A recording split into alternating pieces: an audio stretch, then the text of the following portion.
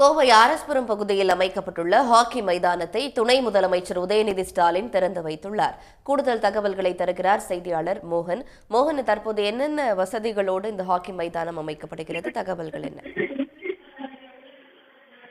Hockey வீரர்களுக்கு இது ஒரு பொன்னான நாள் என்று சொன்னால் மிகையில்ல. கிட்டத்தட்ட 10 வருடங்களாக எதிர்பார்த்து காத்து கிடந்த ஹாக்கி வீரர்களுடைய கனவு இன்று நனவாகி இருக்கிறது. கோவை ஆர்எஸ்புரத்தில் சுமார் 9.67 கோடி ரூபாய் மதிப்பீட்டில் சர்வதேச தரத்திலான மேட் கொண்ட ஹாக்கி மைதானம் என்று திறக்கப்பட்டிருக்கிறது. தமிழ்நாட்டின் முதலமைச்சர் மு.க.ஸ்டாலின் அவர்கள் இதற்கு அடிக்கல் நாட்டியிருந்தார். இந்த நிலையில்தான் துணை முதலமைச்சர் உதயநிதி ஸ்டாலின் இன்று இந்த முடிவுற்ற பணிகளை திறந்து வைத்திருக்கின்றார். உதயநிதி ஸ்டாலின் அவர்கள் இன்று காலை வனக்கல்லூரியில் நடந்த நிகழ்ச்சியை முடித்துக் கொண்டு மிக முக்கிய நிகழ்ச்சியாக இந்த ஆர்எஸ்புரம் பகுதியில் உள்ள புதிதாக கட்டப்படக்கூடிய ஹாக்கி மைதானத்தை திறந்து வைத்திருக்கின்றார். உதயநிதி ஸ்டாலின் அவர்கள் திறந்து வைத்துவிட்டு அங்கிருந்து வீரர்களுடன் கலந்துரையாடினார். முதல் போட்டியை துவக்கி வைத்திருக்கின்றார். இந்த சூழ்நிலையில் இந்த நிகழ்ச்சியின் ஒரு பகுதியாக ஏராளமான நலத்திட்ட உதவிகளும் செய்யப்பட்டு வருகிறது. குறிப்பாக புதிய திட்ட பணிகளுக்கு அடிக்கல் நாட்டப்பட்டிருக்கிறது. அதே போன்று ஏராளமான புதிதாக கட்டி பிடிக்கப்பட்டு மக்கள் பயன்பாட்டுக்கு வரக்கூடிய 162 கோடி மதிப்பிலான பணிகளும் பொதுமக்களுக்காக பயன்பாட்டுக்காக திறந்து வைத்திருக்கிறார்.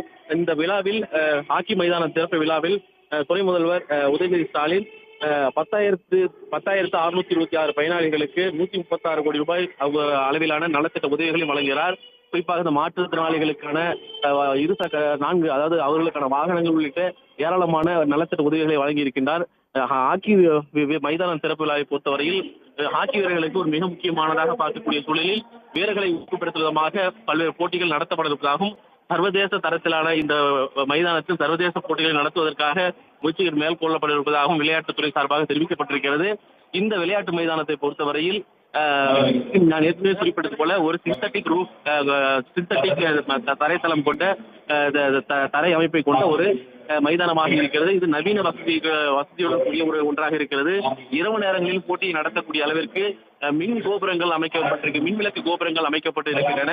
வீரர்களுக்கு தேவையான ஓய்வறைகள், நவீன வசதியுடன் கூடிய அறைகள் என ஏராளமான அறைகள் அமைக்கப்பட்டிருக்கின்றன. பயிற்சிக்கான தனி இடங்களும் இருக்கின்றன. ஒட்டுமொத்தமாக 6,500 சதுர அடிப்பரப்பில் இந்த மைதானம் என்பது சர்வதேச தரத்தில் பிரம்மாண்டமாக கட்டியமைக்கப்பட்டிருக்கிறது. இதனை தமிழ்நாட்டின் துணை முதலமைச்சர் உதயநிதி ஸ்டாலின் திறந்து வைத்திருக்கிறார். இதற்கான நிதி முழுக்க கோவை மாநகராட்சி வாயிலாக பெறப்பட்டு இந்த மைதானம் கட்டிப்பிடிக்கப்பட்டு இன்று ஆட்சி வீரர்களுடைய பயன்பாட்டிற்காக தமிழ்நாட்டின் துணை முதலமைச்சர் உதயநிதி ஸ்டாலின் திறந்து வைத்திருக்கின்றார். மோகன், விவரங்களுக்கு நன்றி.